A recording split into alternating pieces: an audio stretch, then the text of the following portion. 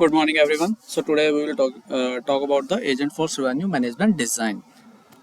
So when we talk about the architecture level, so we see that it is actually the different modules which are actually working on the same platform, that unified platform that known as the product to cash platform or the agent force revenue management. So we have seen that in the yesterday session, we have seen that the multiple teams which are working or utilizing these separate components. These are the components when we are talking about the product catalog, sales pricing, product configurators, contract orders, billing, order and billings. These are the different components available which we already covered in the previous session.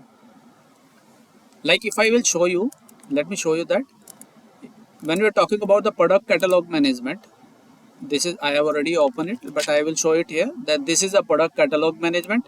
If I will go want to open that the next one, that the contract related, so we can see that we have the different Salesforce contracts.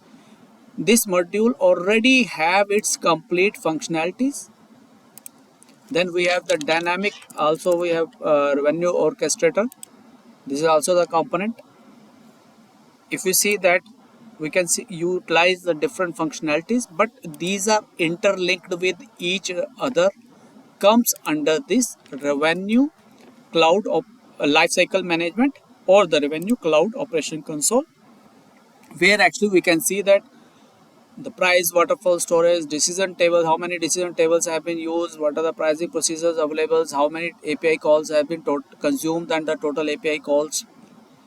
Along with that, pricing API executions, we can see that how exactly it is running. So means that the unified application that contains the multiple components, and we know the how exactly the process is laid, then create the cart, then contract. Now from the contract we will create the order, then the invoice will be generated. On the basis of invoice, the payment will be done, and then the revenue recognition will be there.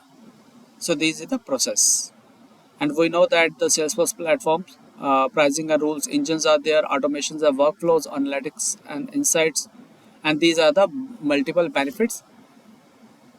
I'll not take a longer time here because we have already covered all the topics earlier in the previous session. Let's come to the set up your product offerings. And before setting up the product offerings, we should know about the three major things, that how exactly it behaves and works, because it is a different structures. Complete structure is very different from the sales cloud, what you have seen, or even in the CPQ. So you should be aware of that, how exactly it behaves and how exactly it works. So if we're talking about the shared catalog, APIs and invocable actions, what are these? Shared catalog means, okay, the catalog basically, if you go visit there in the uh, Burger King, you see that there's a order displayed boards are available. Just think that these are the catalogs where actually you can see that the category, you can see the categories on the left side. When you click on that, you can see the subcategories, if there is any, and accordingly you can select the product. And once it will be selected, you can directly from the catalog, you can directly create the order, and you can directly even pay it. Correct? Even you go to the Burger King or the Pizza Hut, you will find these kind of display boards where actually you can orders directly from the catalog. So here in the Salesforce system also it is works kind of same similar things. It is a shared catalog which can be utilized anywhere because the endpoints extends APIs are available, and this functionality is actually interlinked with the bills payments. There's the even the orders, even I will just open the catalog. I will select the products, and from the I will select the category. Then I will select the subcategory if any, or I will choose the product. I will add it. I will change the quantity, and I will add to the cart. And those items I can directly use those selected those items. I can directly create the cart, and those items will be automatically added to the cart line item. Correct. So that's why it is known as this is a centralized catalog to store product informations. Products are priced using Salesforce pricing. This is different one. There is also the product configurator that can be used for the to configure the products for the complex products like bundles or to set the attributes, choosing colors or storage. And this is already we have done earlier that customers and sales rep browse the catalog to select and configure products for cart, and carts converts into the contracts, orders, and assets. And the shared catalog supports amendments, renewals, cancellations. Now, what is extensible API? You know that Salesforce, this actually Revenue Cloud already provided us the extensible APIs. The APIs are available which can be finally used by the other platforms, other cloud softwares, and also the composable APIs are there which can be applied, which can be used even by the external system too. They can directly call these APIs and get the data. Correct? So, what is exactly Agent First Revenue Management follows an API first approach.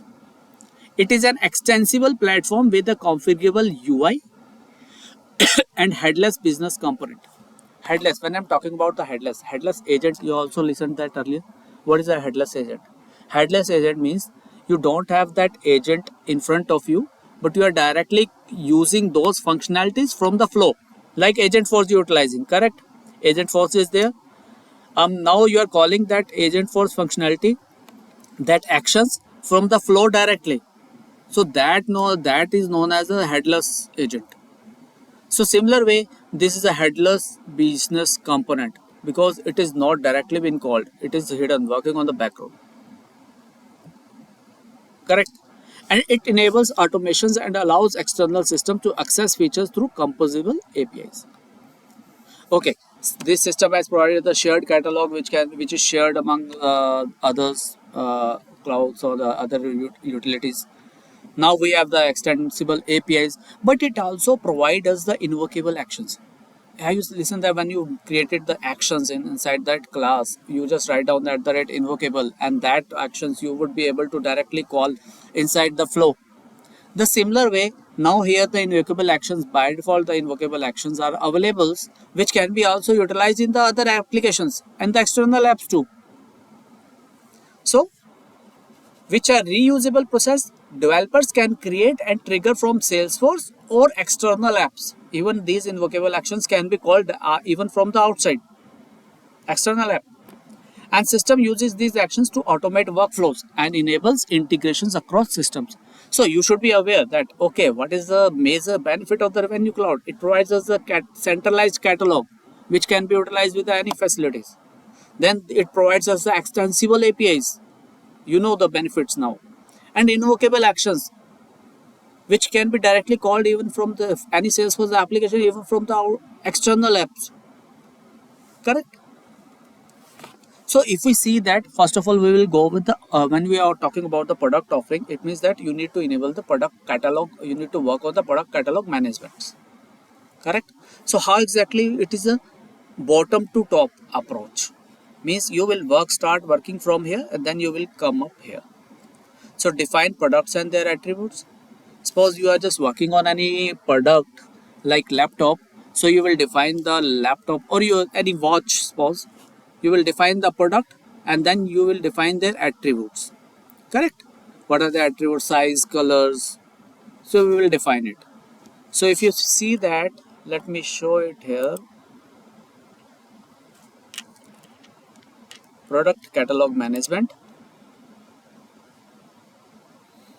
Let me open the product. So this is an advanced training product. Correct? And you can see that the attributes are here. You can see the attributes. Also you can see the structure here. Advanced training, inside that the trainings comes and then the certifications. You can open it, the record further. Inside this AI certification, you can see the hierarchy structures, complete hierarchy structure inside that. Correct? So, and also you can see the attributes. So it means that define products and their attributes. Create reusable product categories to classify products. So you can actually map it with the product categories too. As in the catalog, you go to the Burger King, you can see the categories. Actually, the products are mapped with those categories. Correct? If you see any drink item, drink category, so it means that all the drink item, cold drinks or other hot drinks, that will come under that category. So why it is coming? Because it is mapped by someone, the configurator, correct? And the build bundles and product offerings. Bundles, when you have already done the CPQs, it means that bundles means that hierarchy structures. Suppose you go and buy some bundle product, and inside that bundle you will find that, suppose you joined the company and you got that laptop, but laptop doesn't come alone. It comes with the mouse, the charger cable and charging cable, or the laptop bag. So this actually comes inside the bundle. The bundle is giving you, correct?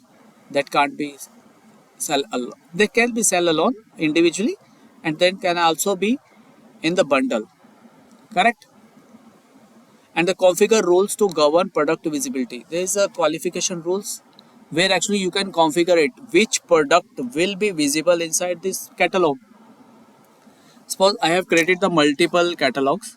One is a hardware product catalogs, one is a software product catalog. I'm just giving you this example. So these are the different catalogs. My sales team is working on the particular products. I have created my catalog, and other team is working on the separate products. They have created the catalog for them actually. So they will add those products only on the basis of qualification rules. Those products will be visible in my product catalog, and I can set the qualification rules where actually on the basis of the location which product will be visible in this catalog, or the other filters criteria I can set, correct? So benefit, streamlined product discovery and faster cart creation, because I'm selecting the right products, because only those products after the qualification filtrations rules, it will give me only the right products, and I can select those products, and then accordingly it will shared, correct? So you can see that this is a product catalog. Here this is a hardware catalog, correct? You can see the browse products. Here you can search the product directly inside that category. This is all product, means that you can, all the products will come here. Then you can go and select the laptops, desktop or accessories. If you want to choose another category, you can directly click and back and open the another category catalog, sorry, not category, another catalog. You can select, increase the quantity and add it. The kind of similar that will be added directly into the cart line items, or you can create the new cart line item, correct? So here from the product catalog, you are just selecting the product and choosing the quantity, and that cart line item will automatically created. So now it is a very best way, correct? They are actually in the CPQ, you are coming up with all the validation rules and everything, but here exactly you need to create the filter criteria. They are the qualification rules. Decision tables comes, which actually help us to categorize the right product to choose it at the right time. So this is the qualification rules. When we are talking about the qualification rules, it means that it will let us know that what needs to be qualified or disqualified, or which product category will be qualified or disqualified as per the customer requirements. So it can be look, it is mentioned here, the product qualification rules controls which product and product categories are presented to which users. It means that we can set the qualification rule on the basis of users too, to which users for selection based on a variety of conditions, like such as location based products may be selected, account attributes and the customer type based, we can select it. And these elements include, okay, once I need to set the qualification rules, it actually works on the basis of the 4 elements which I have mentioned here. The first of all, objects. Objects means that what actually objects are available, correct? The 4 objects are available for this qualification rules. First is the product qualification, then the product disqualification. Similar way, product category qualification and product category disqualification. These 4 objects basically used in the qualification to set the qualification rules. Then the decision table comes where actually we defined all the logics. Then the qualification rule procedure come where actually we call the decision table, which decision table will be used for this qualification rule, and what input parameters will be there and what will be the output parameter we will set in the qualification rules. It means that the qualification rule procedures further calling the decision tables and providing the input and output parameters. And then come context definition, that is used to map the Salesforce objects to the context structures objects. Correct? Let's come one by one. So these are the objects I already told you. These are the objects type, product qualification, disqualification, category qualification, product category disqualification, the qualification rules. So basically these are the qualification rules. Then here the decision tables, which I already told you, all the logics are defined to qualify or disqualify it. All the logics were defined in this, the decision tables. Then it comes the qualification rule procedures, where actually we will set that which decision table which decision table will be executed, what will be the input parameter and what will be the output parameters. Correct? So if you see that decision table, this one, input product ID, reason field explain decision outcome, validate using similar test, and once it will be done, okay, then we can activate this rule. So ensure accurate product qualification decision. This is the outcome. And the fourth part is context definition, where actually we map. This is the interaction layers between the data objects. These are the data objects and the qualification rule procedure. Correct? So until we won't map it, the qualification rule will not use these parameters or attributes values. So it is necessary.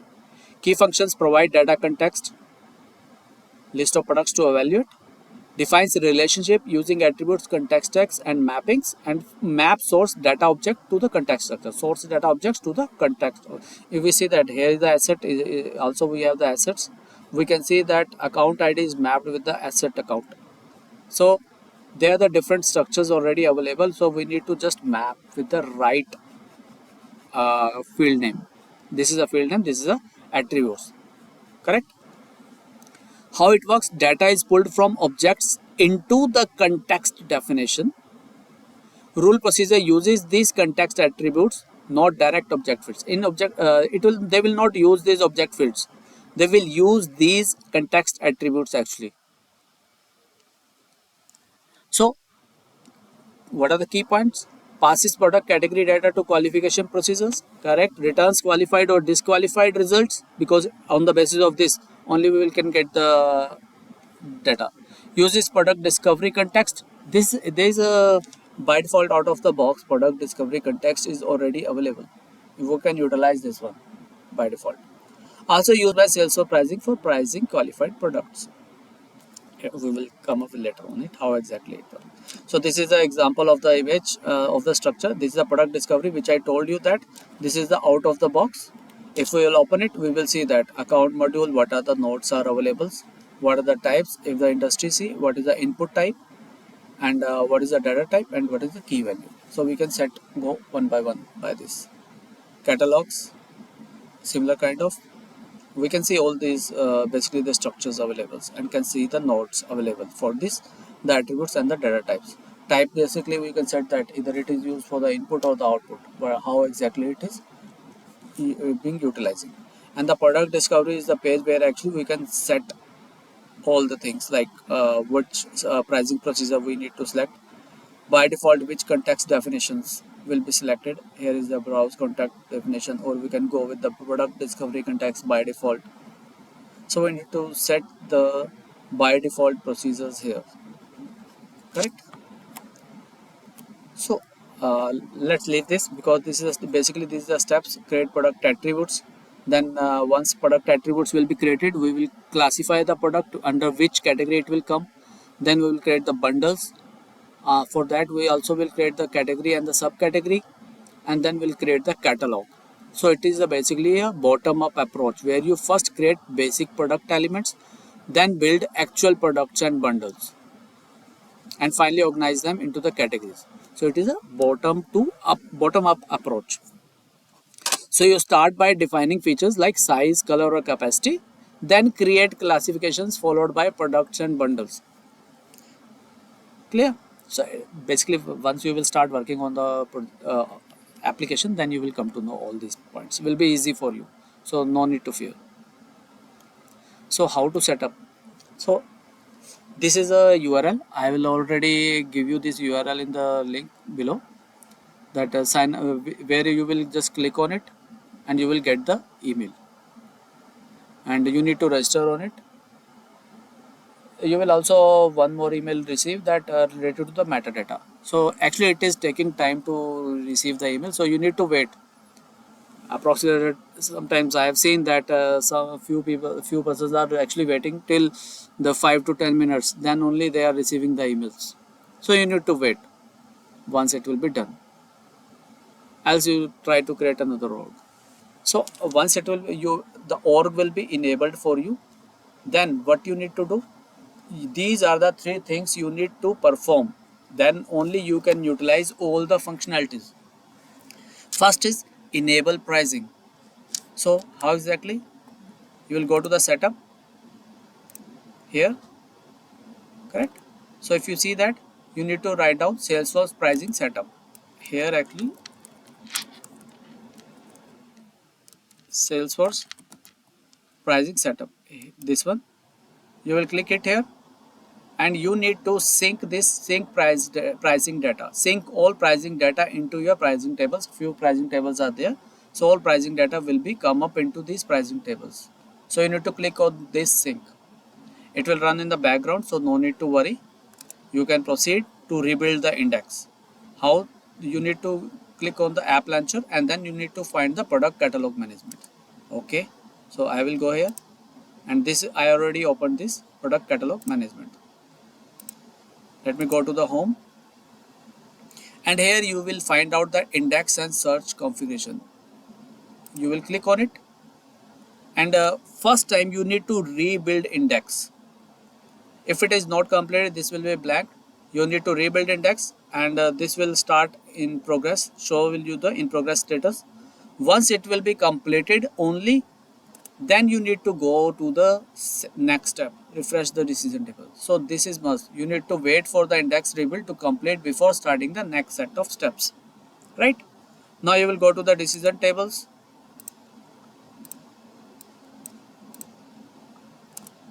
Sorry, the setup and the decision tables. Yes, decision tables. So you need to find out the product disqualifications. This one, you need to open it and need to click on refresh button.